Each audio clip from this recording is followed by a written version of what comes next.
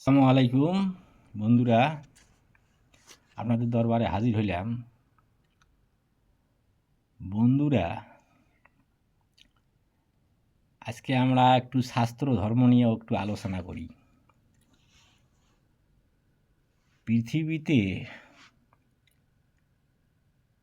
আল্লাহ পাক মানুষ সৃষ্টি করেছেন, আরও অনেক জীবজন্তুরও সৃষ্টি করেছে, তার মধ্যে শ্রেষ্ঠ মানুষ।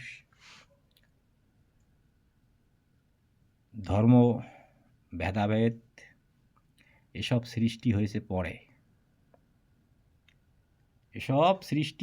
পরে, তা বন্ধুরা, সাংবাদিক বন্ধু, ইসলামী শাস্ত্র অনুসারে জিবরাইল আলাইহিস সালাম ছিলেন। হিন্দু শাস্ত্রে